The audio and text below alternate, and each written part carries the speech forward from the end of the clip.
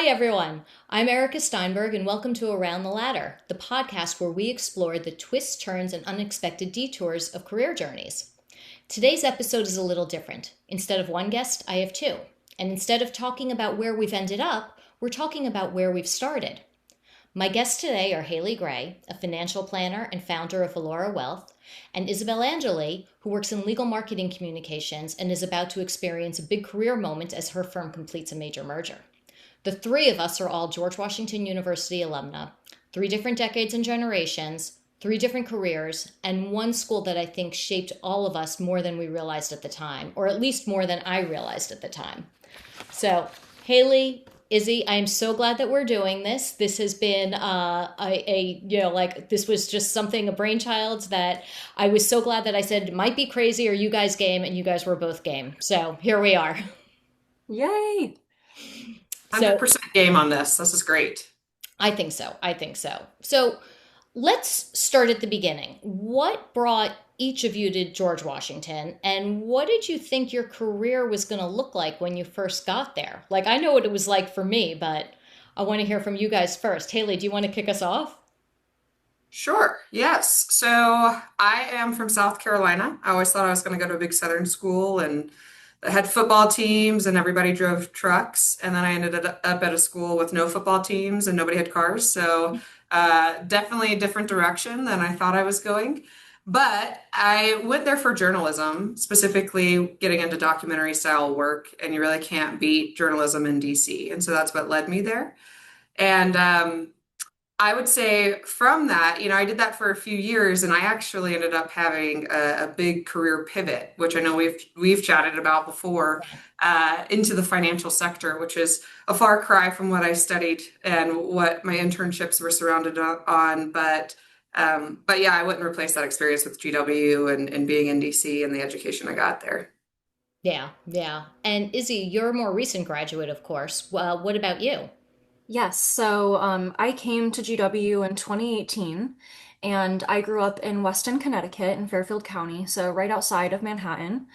I went to GW because I was really craving the city school experience, but not in the sense of your surroundings and not having a quad or a campus, but really for the purpose of starting my career early and hitting the ground running and actually learning in the field and learning through experience. So that's why I made that choice. And I definitely think I accomplished that. When I first got there, I was definitely picturing myself as a CNN anchor at some point. So similar to Haley, also in journalism. Did a bit of documentary work, probably with some similar professors, Mhm. maybe. Um, but now I'm in legal marketing, so I've made the switch over from journalism to communications, the all common switch. But I'm so happy that I did it, and the only regret is I wish I did it sooner. Yeah. So you got there in 2018. I got there in 87. It was. And DC was a very different city then. I mean, it's Oh, been different yes. every time I go back. It's been very different. I mean, when I think about what I was looking for, I didn't even know I was looking for a city campus. I grew up in New Jersey, also right outside Manhattan, and I thought that I would want more of a traditional school. And then I remember going down to George Washington to visit, and I was just like, this is it. Like instantly I knew it felt I like had the same home. feeling. Yeah. So it just hit me. It just being on the campus, and walking around, I was like, this is where I belong. This is the place for me. I had no idea what my career was going to look like at all. None. I thought that I think I went in as an English major, and then I switched to sociology, and then I switched to history, and that's where I landed. I didn't switch another time after that, but it was. And at the time I thought, you know what, I'll stick with this and I'll go into academia. I mean, it was DC was an amazing place to be studying history because we had access to the Library of Congress. And my professors then, I remember, like got me extra access into, to look at some documents and some books and resources that you don't normally get to look at. So it was just absolutely amazing. But I think about like, now, Izzy, when I hear about, your plan, and Haley, your plan when you went there, I feel like you guys were both so much more intentional than I was. at that point. I don't know. I think that, I think back, Haley, to something that you said when the three of us first talked, that you said the people who go to GW aren't there to be students. They're there, like they're going there to learn how to be professionals. And that really, I wish that I could include myself in that. I don't know if I went in feeling in that, but I certainly feel like both of you did. So like, can you talk more about what you meant by that? Yeah, what I guess when I went in, it was like, okay, I am going to be a student and do the college thing. And then I got there and was surrounded. I mean, everybody I knew had internships and was just like so on top of what you're trying to achieve, what you're there to achieve, what you're trying to like, how you're trying to grow. And it wasn't just really focusing on the academic side, it was on top of academics. People were working and having internships and just trying to get that exposure while they had that time in the city, those like years that they were there to really optimize the like plethora of opportunities that surrounded us. Like people working on the hill. That's not normal for an Yeah. 18-year-old. No. And it's like, and so yeah, it actually took me a couple of years to be like, okay, actually, I need to start seeing what's out there and doing some internships and getting that exposure and learning what office culture is like and developing the grit and the work ethic needed to go out into the workforce after college. And I feel like that then shifted my perspective of like, okay, this is just as important in terms of what I'm learning, in terms of the value of being in DC, as sometimes sitting in the classroom, of being surrounded by people who are out of college, who are working and getting that exposure. And that too helped me accelerate my career pretty quickly outside of once I graduated because I already had that exposure and that experience to work life. Yeah, yeah. I mean, I don't remember having internships, but you are right about the working. I mean, a lot of it, Mhm. like I had a job my second year, and then I just worked all the way through. So it was, I didn't even think about that being unusual, but I guess maybe it was. A lot of my peers also in school also were working, either with internships or jobs, or like you said, both, and really diving right in. And it didn't seem odd to me because like you said, everybody was doing it. Mhm. Yeah. Yeah. It's what you're So supposed to do. right, Yeah. right. So Izzy, so is that still, like you were there more recently than we were? Is that still kind of the culture and the ethos among the Very much students? so. Very much so. I would say right off the bat. And I'm not sure if it has to do with education in high school right before that, where people are coming in, or if it's just something personal where people have a drive and they really care about one thing and they really just want to go full force in it. But in my experience, I went to a public high school in Connecticut, but it was a very rigorous public school. It was awarded like Blue Ribbon School multiple times. And they really encouraged all of us to take as many AP classes as we possibly could. So the majority of us were taking college level classes in high school, and our teachers were always reminding us, like, this is to prepare you for college. And I think a lot of my peers found college to be a very hard adjustment academically and even more rigorous, but I actually felt like my high school prepared me very well for the rigorous city school experience where you're actually out in the field in a lot of these classes. Yeah, yeah. And even when I think back to my professors, like you had professors whose day job was working at the World Bank or the IMF, like they were in the Exactly. world that you wanted to be in. That's still the case. I remember I took this one class that forever changed my life, political problem solving, with Sarah Isker, and she's incredible, a really amazing author. Recommend reading her book. But at the time, she had just come out of DOJ, like being the DOJ spokesperson Mhm. under different offices. So that was a fascinating. I just loved picking her brain for so many reasons. And that's just like one example of the hashtag only at GW experience. Yeah. That was the thing they really hammered home with my ear, the hashtags only at GW Yeah, moments. we didn't have those when I was there. To I'll be build on fair, that a little bit. I one of my professors was in the CIA, and every day in our class we all had to go like he always wanted us on different types of websites and news channels outside of the like main ones that we knew to kind of diversify our mindset. So like Al Jazeera and other ones out there, and we would come in and it would be like our task would always be like, tell me what's going on in other countries. Like what, and that kind of gave exposure from a young age to like, oh, get out of this bubble of just the US and actually start learning what's going on in all of these various countries across the world, which was pretty fascinating and unique, I think, to for every time to be like, okay, there's all of these things that just aren't headlines here that are really important to know about. And that was a pretty significant impact for me too, for life. Yeah. Yeah, yeah. I mean, hearing that at a young age, for sure. Mhm. So, one thing that we talked about was that being in DC is really part of its own education. Like that in and of itself is, contributing to your education. What did the city teach to each of you that a classroom couldn't? Izzy's smiling, so you got to go first because I got to That hear is such a good question. I think, I mean, now that I'm in New York City now, let's pretend this is actually my apartment. I'm gonna it.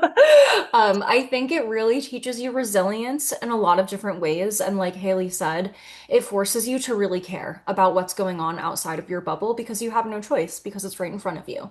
And either you can run with it and dive in full force and learn as much as you can, or it becomes very stressful and overwhelming. So that's why I feel like people either really are obsessed with DC or really just feel like it's not for them. Yeah. Resilience is the main thing. Yeah. I learned that I like walking. So it was a big thing was just, I think, it was is so unique. I was actually talking to somebody else about this. So I started in 2008. And so like the Super Bowl, like games weren't as much of a thing. The Super Bowl was like election nights and things like that. So storming the White House at times and whatever was going on. And so and being outside of just a university very quickly. So you're what were we, 4 blocks away Yeah. from, yeah. And so I think just getting that exposure too and being like, oh, this is so much bigger than me. And like also putting, I don't know, national news front and center and you're in it. Like I remember like that was national news when that was happening in 2008 and people were just storming the streets and all of that sort of thing. Um, yeah, I also think it's funny. I'm heading to Seattle tomorrow, actually, and I'm going to visit somebody who went to GW with me, and she was there at the same time. And I said, "Yeah, I'll be there Tuesday night." And she said, "Wait, that's election night. Hold on, we gotta like I've got to RSVP you for this election party." And I was like, "You did go to GW, like only a GW alum would get it." I That's was when you like, know, especially because it's primary season. Primary "Yeah." season typically. I It's just so feel like true. everyone comes in really, truly caring, and that's what it comes down to. Yeah, yeah. Yeah. So not everybody else has get-togethers to watch the election returns, huh? No, and I No. forgot. I forgot that that was a big thing with GW. And then, of course, the person that I'm going to see from GW, she's like, "Hold on, I got to RSVP you for this election party." And I was like, "There it is, there it Yep. is, perfect timing." Yeah. Yeah, I love that. And you know what? You're right though. It's literally right outside your door because I remember being in, like if I lived on campus in Mitchell Hall for the first 2 years, and then I moved to an apartment building literally just 1 block away. So I was right there between, I guess like 20th between E and F streets. If there was a protest, if there was a gathering, if there was something going on, like you practically rolled out of bed and you walked a few blocks and you were there, and you were like joining the crowd.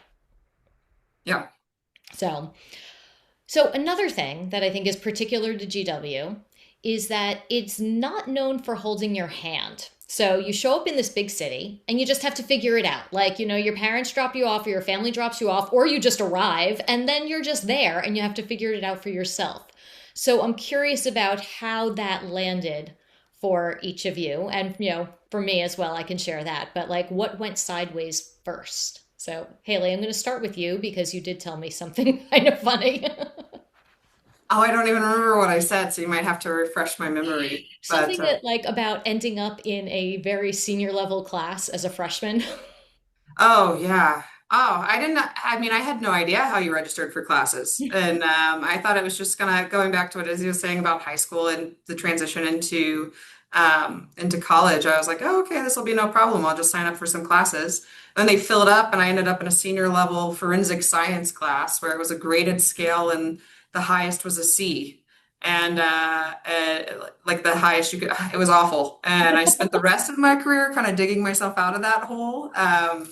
But certainly did not have any sort of knowledge of like what does this look like, and that though that experience did prepare me for or teach me that I need to be very proactive when there's deadlines and upcoming things, to do the research ahead of time so that you're not in a last minute pickle like that. Yeah. So that was a big one. Yeah.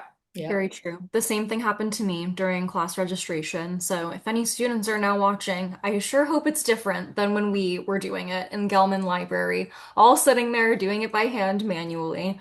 I just recall there not being a guide for what classes pertain to what major, so most people were just guessing. And similarly, instead of signing up for like Astronomy 101, I got into astrophysics, did not go well.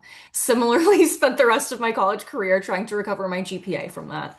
Um, yeah, I would really say class registration was the biggest one.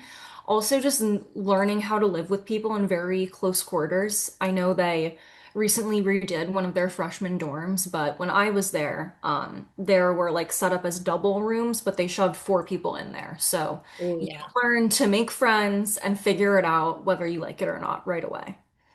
I remember hearing about that as a freshman too. I put in my housing application late. Another example, like right from the start, I didn't know when the deadline was, so I didn't get into Thurston Hall as a freshman. I was around the corner in Mitchell Hall, which turned out to be fun because it was a mixed dorm with like people from all different classes and stuff like that, and all over the place. And I had my own room, which was kind of nice, in the end. Oh, nice.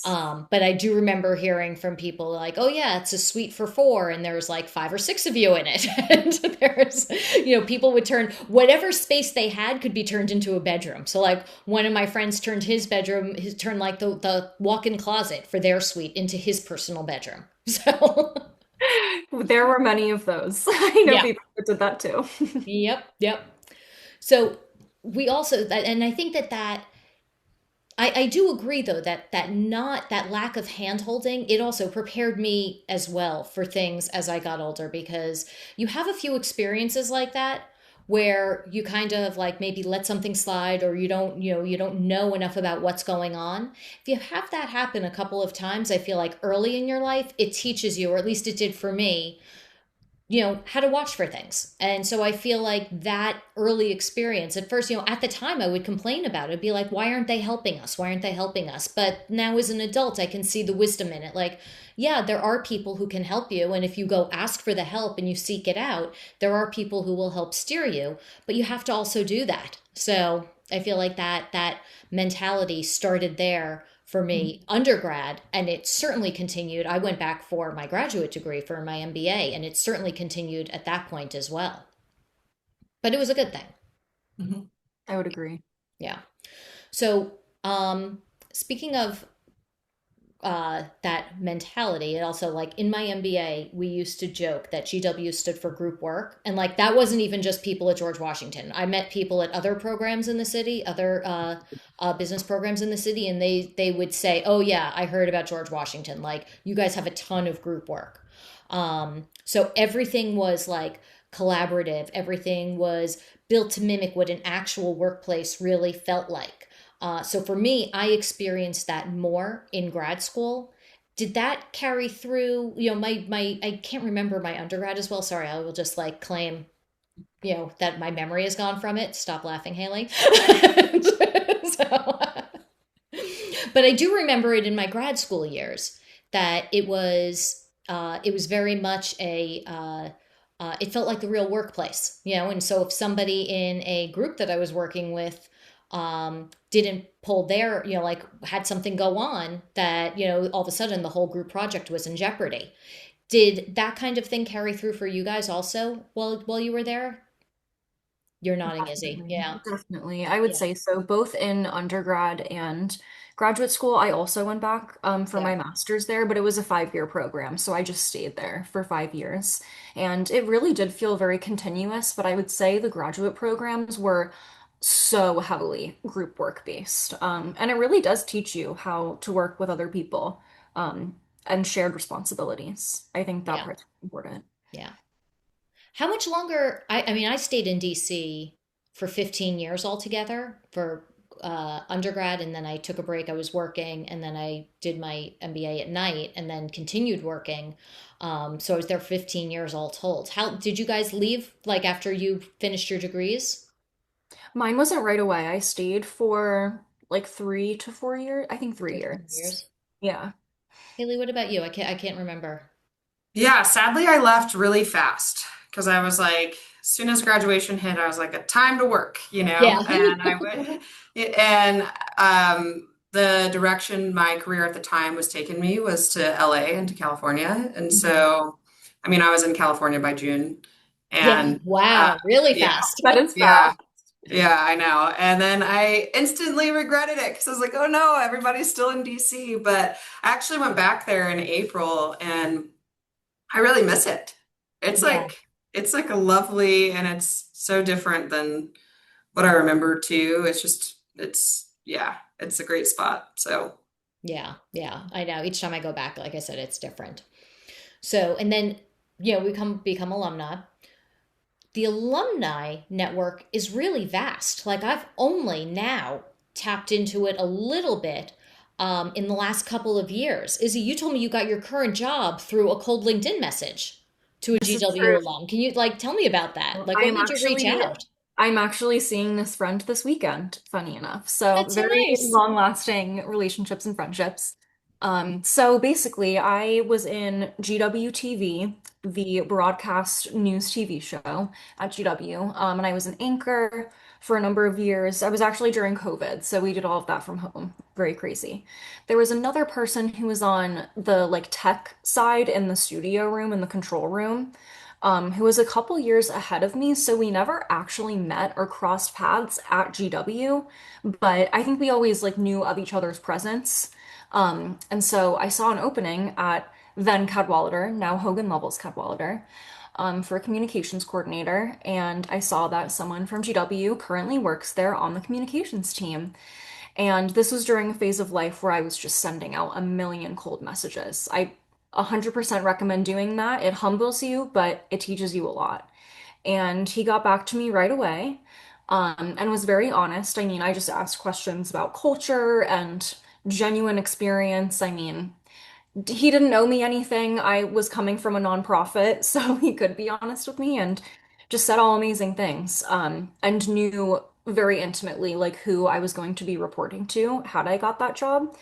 And so, yeah, he rushed my resume forward with HR, and as soon as I spoke to the team, we just hit it off. And when you just meet someone for the first time and it really does feel like you've known each other for 10 years and you're like picking up right where you left off, but you're just meeting, so you didn't really leave Yeah. off anywhere. That is very much how it felt. And when people say like people do make the job, I feel like it's so annoying when people say that, but it is actually true. 100% true. It's the people. I agree. I agree. Yeah. So, and Haley, you're working with GW alums as clients now. Like, what do you notice about them aside from the election the election result get-togethers? yeah, I use LinkedIn quite often too. Like I'm on there a lot That's why I met and both of you. yeah, Yeah. exactly.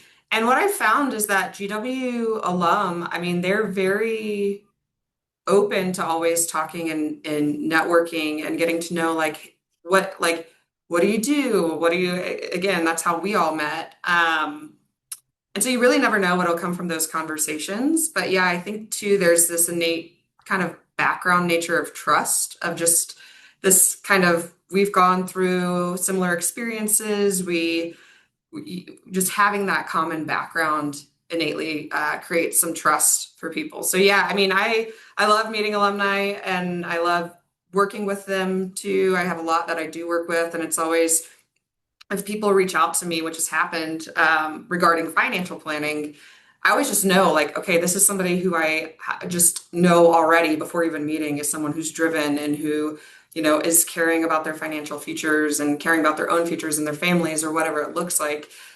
Just because day in and day out, it's repeated to me that that's kind of the character and nature of a lot of the people who have that background. Which I appreciate. So yeah, always it's always refreshing and kind of fun to work with them. Yeah. Yeah. Yeah. I mean, I got into it, I was in Columbia College for undergrad and then the business school for my graduate degree. And I feel like I've gotten more involved in the alumni network through the business school, actually. Maybe just because that experience was more recent for me. But I've gone to a couple of events and I've met some current students, which is really nice. Like women, the women of GW, I've met some current students and have connected with a couple of them. And I really enjoy that. So I was so excited to hear that the two of you are both more involved with the alumni network than I was, because I was like, it would be really nice to get plugged back into it. I mean, for someone listening who went to George Washington or even really any school and they haven't tapped into their alumni network yet, like what do you think they're leaving on the table potentially? I can pop in on that because I'm pretty plugged in with the Denver chapter. I during COVID, especially, they started hosting a lot of events.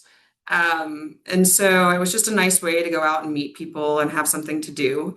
And ever since then, I've just like not stopped doing it, and I even help with that. And I know like Denver and Boulder and surrounding areas actually have a pretty large foot presence out here, and we'll do really, really cool things. So we'll do like hiking and brewery, which is classic Colorado. We'll do like the art museum or cooking classes or food tours, or we've done so many different things and we do those quarterly. And then you just meet people face to face too, which is great. That's nice. And it just expands. So every time I go, there's new people there that I've never seen. People, new grads moving to Denver, just relocating to Denver. People who are well into retirement, and so it's something that I would recommend you check in with your local area to see like are there events going on. And then like same as what Izzy said, a lot of times people will be resources for each other. So I think it's worth seeing if there's a local presence wherever you are, for And sure. you Yeah. never know who will be that one person that will change the course of your entire career for the better. You never know, so you might as well try. Yeah. Or if you're going to be that for somebody else. Precisely. And so now that someone did that for me, it makes me want to do that for the next person that much more. Yeah. Yeah.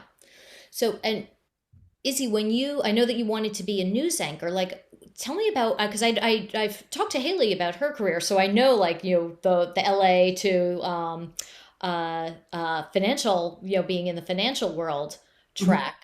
I'm not as familiar, Izzy, with your career. So at what point did your path shift? Like, what did it feel like to let go of that original plan? Yeah. I let go of it very begrudgingly, especially because my parents would keep saying, "Oh, well, corporate communications, I think you'll really like it. I think you'd be really good at it." And no one wants their parents to be right, especially when you're like 18. You're like, I'll just do the opposite. Um, I'm so in my 50s and I still act like that, so it doesn't get any better. good to know. So right out of undergrad, I started at NHK, Japan Public Broadcasting Corporation, and it's very similar to BBC and PBS in the sense that it's a public broadcaster. It's just based in Asia. And I was a reporter and producer for Capitol Hill for their English news program. So I was not reporting in Japanese, sadly to report. I wish I spoke it. But I was their Congress reporter, really on the ground, talking to senators, representatives, etc. Spoke to Nancy Pelosi multiple times. She was really nice. Always took my questions. And before that, I did some like freelance print reporting. So I really got both ends of the spectrum, both print and broadcast, and I really loved both for different reasons. But ultimately, I think it's an extremely taxing career and one that is very hard to maintain work-life balance in. So anyone, I mean, I have friends that graduated in my year together and they're still in journalism, and I look at them like true heroes because they really are for staying in that high pressure of an environment, especially when pay tends to be a little lower than professional services, for example. Yeah. So I think it was a mix of wanting to have work-life balance. I want to be a working mom one day, and I knew that it would just be more realistic to be in corporate communications. So Mhm.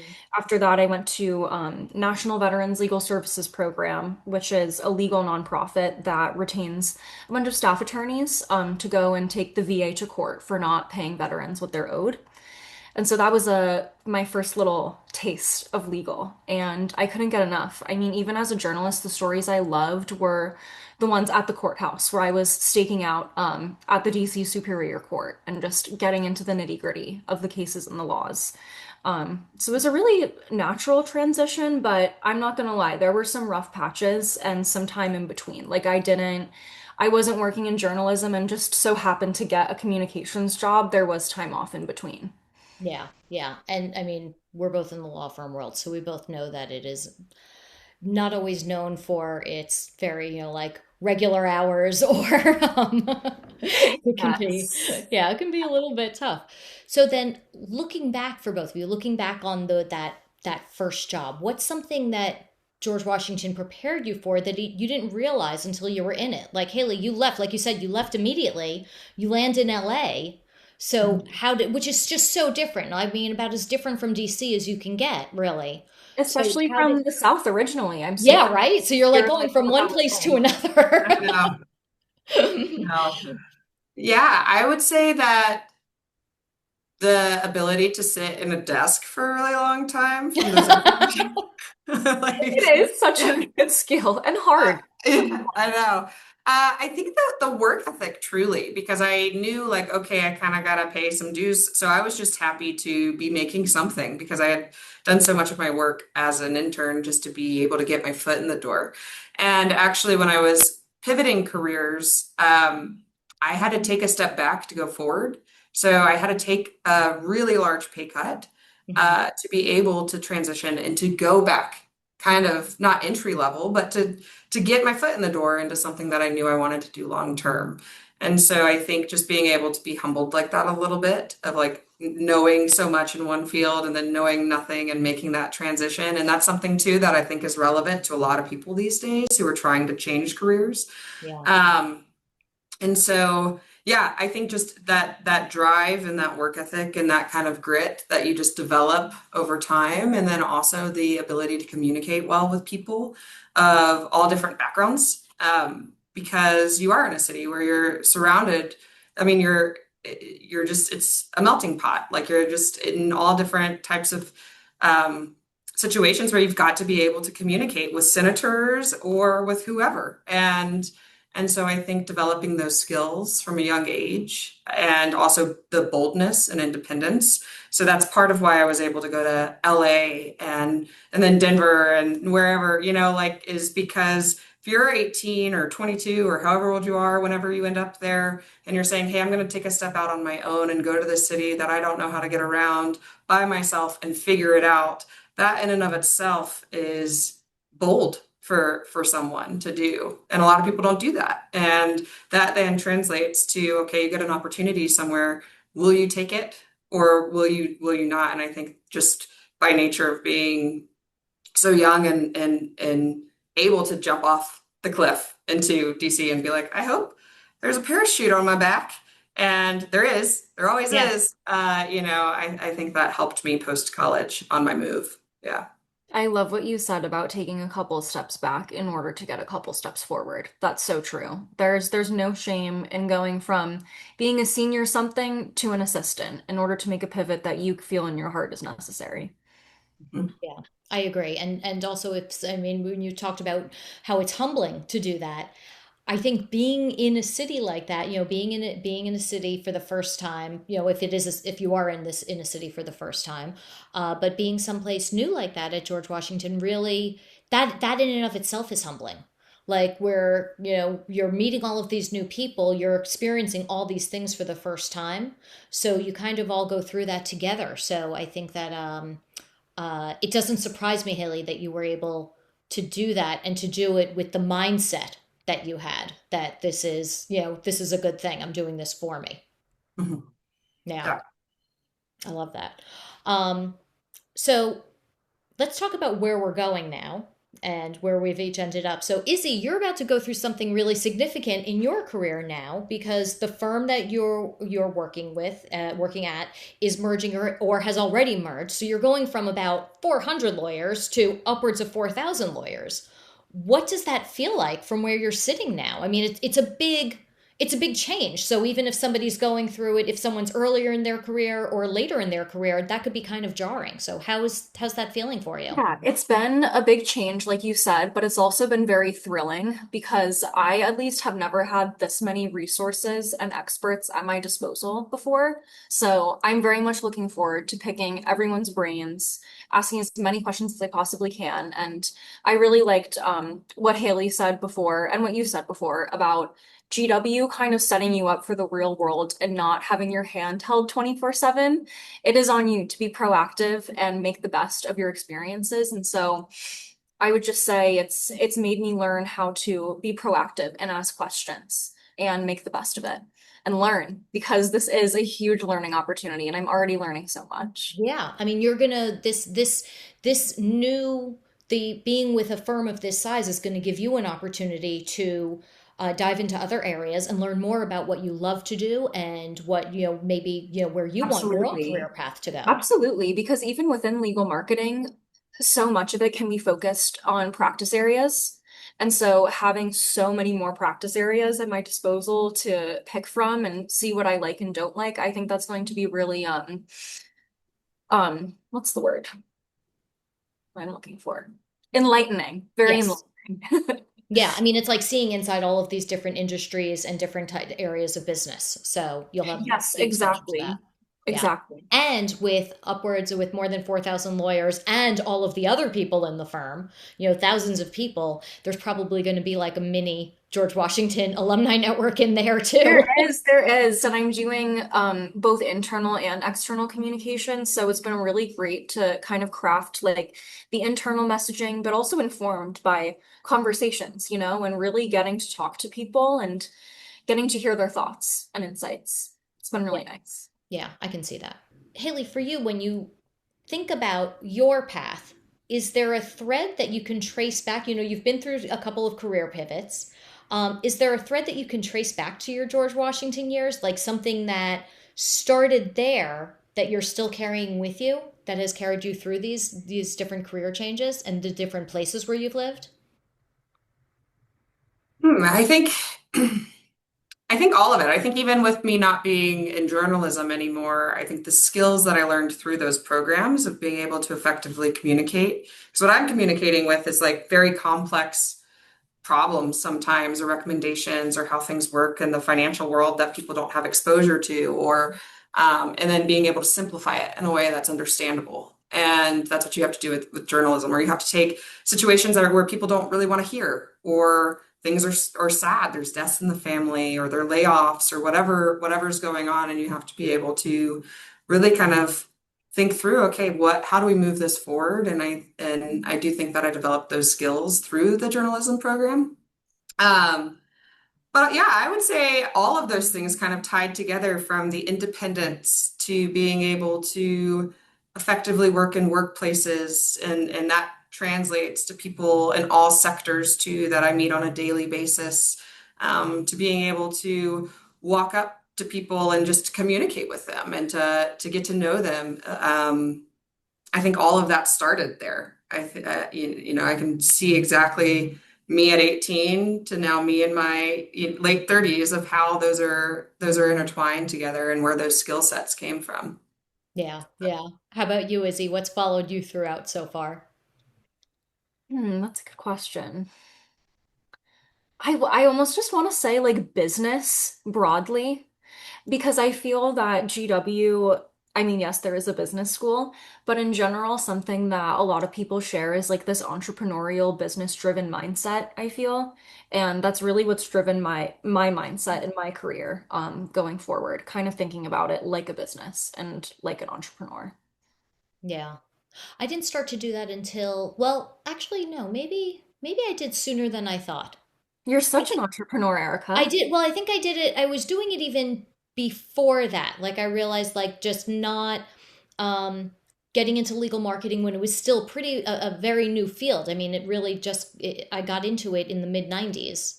Uh and it was very new at that time, and I was not going to just wait for the job. Like I got one job once I got in and I realized that I liked it and I was good at it.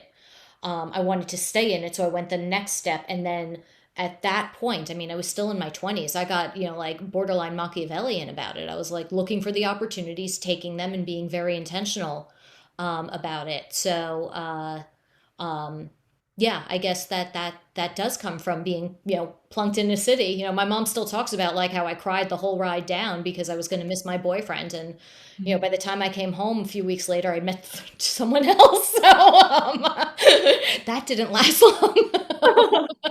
Well, but I'm sure it felt so real and so finite back then. Oh, no, no, no. Yeah, that one was, yeah. I mean, it's a city. You're plunked down with a whole bunch of people and you're 18 and independent. So, and my parents were, let's just say I was I blazed the trail for my younger brother. So with my parents. So, Lucky him. I was feeling my independence, certainly from the moment I landed in DC and enjoying it. Um, but I think that, I can trace it back to that. I can trace it back to that the lack of hand holding, but learning how to hold your own hand and learning how to find your own way and learning how to ask for help and to seek out help when you need it. And I can trace that back to those very early years at George Washington. I don't know what it's like at other schools, so I only know what my experience has been, and it seems to mirror what your experiences have been. One of my dear friends up here, her son is my son's age, and he's starting his freshman year at George Washington. He's going down, of course, in a couple of weeks. And I keep saying to him, I'm so excited for him because I know what he's going into. I know what, I have like some flavor of what it's going to be like. And I'm just so excited for him to be there. And he can't wait. He's like, Aw. he's just, yeah, he can't wait. So Do you know what he's studying? I should know. I want to say foreign affairs, but I could be wrong about that. I should know. But Well, I know the people that go to Elliott School of International Affairs are obsessed with it and have yes, my nothing friends but too. amazing things to say. Yeah, when I was doing my MBA at night, one of my friends was doing his master's in international affairs at the Elliott School and absolutely was bonkers about it. So, yeah. Yes. My best friend from college is actually going through the medical school process right now, but she started at Elliott School of International Affairs as a background. So it helps, and she does like HIV testing clinics on the side. So it really helps her like know how to work with a diverse group of populations like all over the world to where she could be a doctor abroad if she wanted to. Oh, wow. Good for her. Okay. So, let's bring I this joke full that she'll circle. be the first doctor president. Oh, here's to that. She Here's to that. If that ever comes to fruition, you'll have to tell us more about her so that way we can be supportive as well. Um, so now bringing it all back home, if you could go back and tell your freshman self one thing, it doesn't have to be just one thing, but it can be just one thing. What would it be? Who wants to go first? I'm not going to call anyone out, but To not sign up for that forensic science class. If I could just, if I could just rewind that, it'd be great. and then Yeah, after that, what would your second thing be? yeah. I think, you do put a lot of pressure on yourself. It was definitely, I know we've talked about the work and the professional and the academics. It was also a very fun school. Yes. I had a lot of fun, sometimes way too much fun. And you're sitting there next to the mall, like the National Mall, out there playing sport. It's wild. But it was a lot of fun. But I would probably tell myself to not stress out so much. It was like I thought that the end of the world was going to happen if I didn't get enough internships or if I didn't get certain grades or if I didn't whatever. And then have found through my own personal journey a lot, and every career is different. But like you just didn't need to stress as much as you did, and it'll be okay. And there's paths, and to just kind of like savor what you're doing and enjoy the moment because it's so fleeting. And I think that's with anything in life, right? Everything's fleeting. When you look back, college or masters or whatever it is they're It's like gone in the blink this. of an Yeah. eye. And then you're here 15, 20, 30 plus years later reminiscing on it. So Yeah. to just enjoy it while you're in it. And that goes across the board with anything in your life and in your world. Yeah. I That's love a good that. one. What about you, Izzy? I would say I'm similar to not, I mean, it's so easy to say to not stress so much, but I think so many students just feel like, okay, well, this is my life and this is my right now. So it's really hard to see beyond that, beyond me just wanting to get a job. So I can understand why students feel that way, and just can feel sometimes overwhelmed and paralyzed, with how stressful it is to be a student. Mhm. But I would say, one, do not get lost in the sauce of your personal friend relationship happenings in college. Remember that you are there to learn. You are there to figure out a lot about yourself. But at the same time, do allow yourself to make mistakes. I think that's an important part of growing. But just remember the ultimate goal here is to make you as employable as possible. So make sure you say yes to every opportunity you possibly can and don't say no to go on a date or something. None of that. Also, sweet green salads do not count as dinner if you're going to go drinking that night. Absolutely. We I used to go advise to you to have pasta. we used to go to the Roy Rogers, which doesn't exist anymore over there, and we would just get because nobody had any money, so we would just go and get like a big thing of biscuits and then the honey and then some butter and honey and be like, okay, this is dinner. So Protein is important. yes, yes, yeah. So yeah, I think that for me it would be um, uh, like you said, look at every open door. Take advantage of the opportunities because it really is different being in school in a city like Washington than it is being at a campus. Like there were some things that we missed out on, of course, that friends at big campus schools did have. But I think, for anybody, no matter what school you're at, like look at the opportunities, take the opportunities, and at least peek through every open door to see what's there. So, oh my goodness, thank you both so much. I'm so glad that we did this, and it's been so nice talking with each of you together and separately about our time at George Washington and our time in DC. I've really enjoyed it. So, and I'm looking forward to more conversations about that and anything else because, God knows we've all found other things to talk about as well. But I also think that I love this conversation because it gets at something that I realize I haven't covered on other episodes of the podcast, and that is how much the place and the people around you when you were first becoming yourself professionally shape the path that you take afterward. Like not just immediately, but like going forward. We all very easily found that thread that still leads back to our time at George Washington. So it's not just the coursework, although the coursework, of course, is important. I should remind my 18-year-old self about that too. But also the city, the community, the discomfort of figuring things out without anyone holding your hand. So, that really sums up my time there too. So, Haley, Izzy, thank you so much for being here and for looking back with me. This has been such a great episode of Around the Ladder.